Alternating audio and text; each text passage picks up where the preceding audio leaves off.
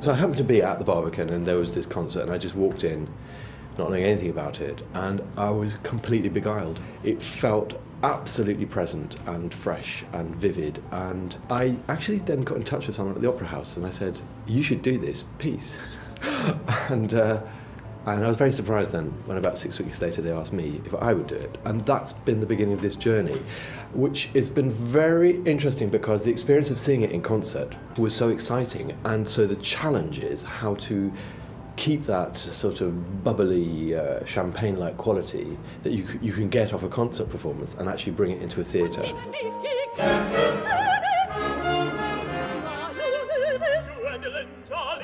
It's a perfect opera for Gerald.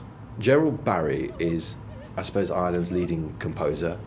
When we think of the play, we always think of Edwardiana, we think of beautiful frocks, and we think of the sort of civility.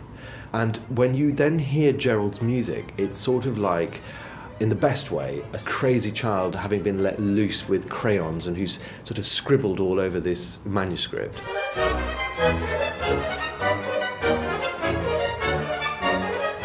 The orchestra is very active. They, apart from smashing plates, they have to manipulate some jackboots and make them stamp. The whole orchestra at one point have to work as a chorus.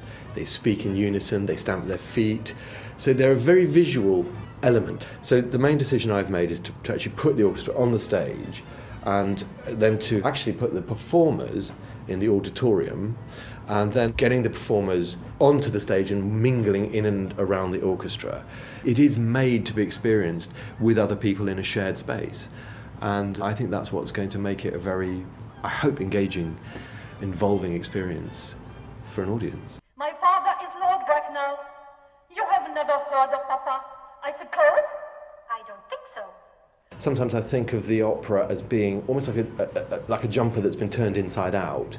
So it is the same thing it always was. You're just seeing it from a different perspective or in a different way.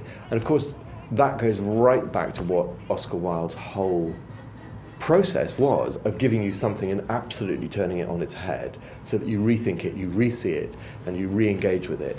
And I hope that this production and this experience does exactly that for an audience in London today.